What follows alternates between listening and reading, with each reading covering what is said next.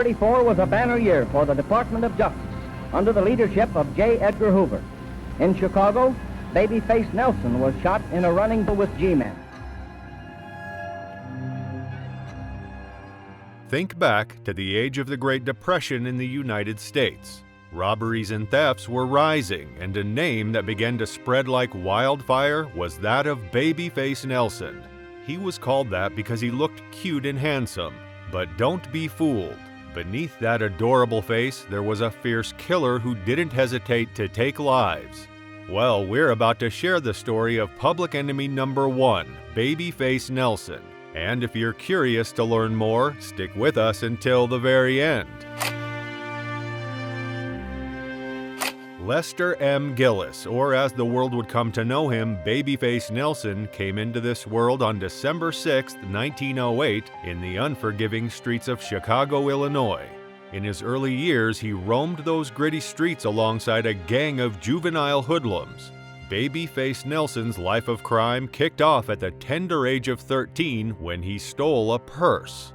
His early criminal ventures included a laundry list of illicit activities: stealing tires, running illegal distilleries, bootlegging during the Prohibition era, and even armed robberies. His life was becoming a catalog of criminal pursuits. In 1922, the law finally caught up with him, and he was convicted of auto theft and sentenced to serve time in a boys' home. However, his stint there didn't deter him. 2 years later, he was back on the streets after being paroled. But it took just 5 months for him to land back behind bars, this time on a similar charge. In 1928, amidst the turmoil of his criminal life, Nelson encountered a salesgirl named Helen Wozniak, whom he would later marry. Helen Gillis was deeply entangled in her husband's criminal world, actively assisting him in evading law enforcement and providing shelter to hide from authorities. The turning point in Nelson's criminal trajectory came in 1931 when he robbed a bank in Chicago, Illinois. For this audacious act, he was sentenced to a prison term of 1 year to life. However, his time behind bars did little to reform him. Instead, it set the stage for his bold escape. On February 17, 1932, Nelson managed to outwit prison guards during a transfer and fled. His escape route took him to Reno, Nevada, but it was in Sausalito, California, where he crossed paths with John Paul Chase. In April 1934, after these tumultuous events, Babyface Nelson, accompanied by his wife Helen Gillis and his close friend John Paul Chase, journeyed to Chicago, Illinois. Here, they crossed paths with the Notorious Dillinger Gang, a group that had struck fear into the hearts of many. However, the FBI wasn't far behind. On April 22, 1934, they received a tip about the gang's whereabouts and immediately dispatched special agents to the Little Bohemia Lodge.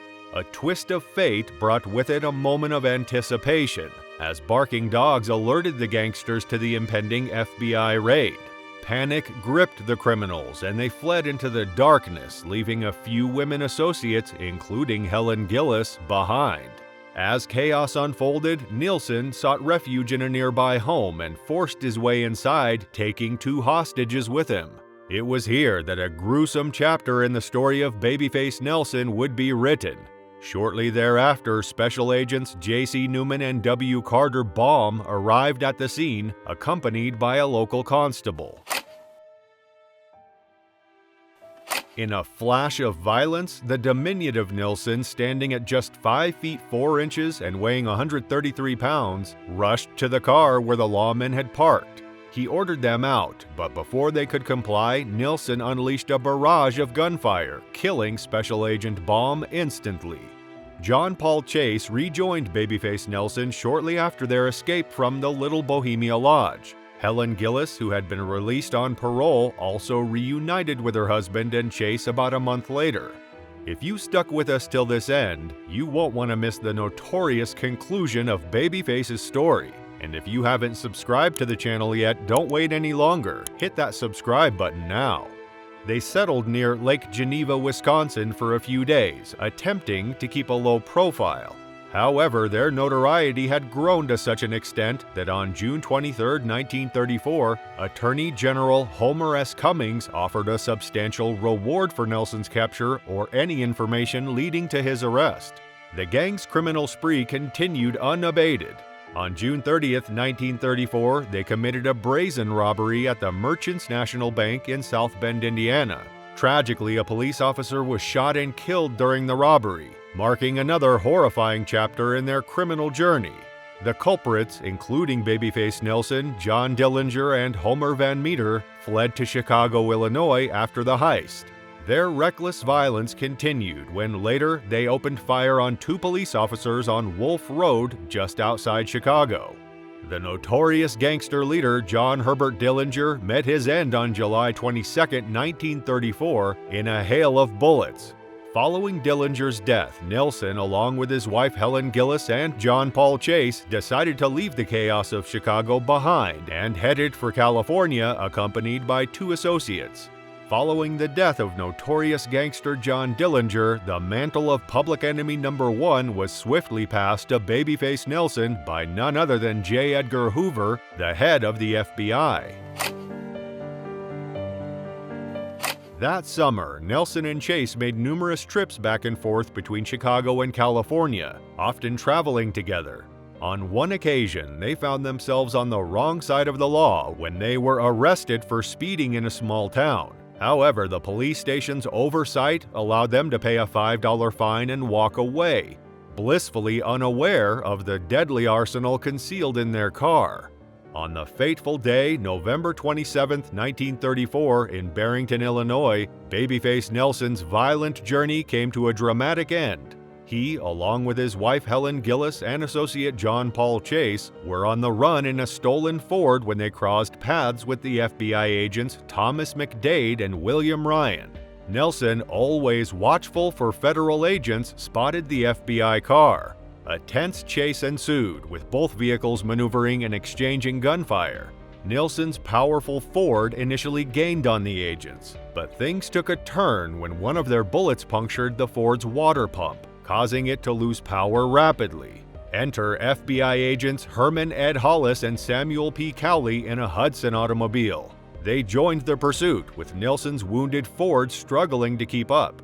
The showdown unfolded at Barrington's North Side Park, witnessed by bystanders. Nelson urged Helen to take cover, and then he and Chase exchanged gunfire with the agents. Cowley and Hollis fired back from behind their car. In the midst of the chaos, Nelson was hit in the lower abdomen by one of Cowley's bullets. Wounded but relentless, he exchanged weapons with Chase and advanced towards the agents, firing his weapon. Despite his injuries, Nelson pressed on, striking Cowley twice. Hollis moved to find better cover behind a utility pole, but Nelson, determined and deadly, fatally shot Hollis in the head as he drew his service pistol. Nelson was wounded multiple times with a total of 9 gunshot wounds. Despite the inaccurate reports that would later circulate, it was not 17 but 9 bullets that had found their mark. Realizing his fate, he told his wife, "I'm done for." Nelson, still defiant, directed Chase to drive them to a safe house in Wilmette, Illinois, where he breathed his last breath at 7:35 p.m. with his wife by his side. It was a violent and brutal end to a life marked by crime and chaos. The story of Lester M. Gillis, better known as Babyface Nelson, teaches us that appearances can be deceiving. Behind that handsome face were the hidden depths of a criminal mastermind. It's a stark reminder that sometimes people wear masks, not just on Halloween. If you're curious about specific crime scenes or want to dive deeper into the world of criminal pursuits, drop a comment below. And don't forget to subscribe to the channel because your curiosity is our command.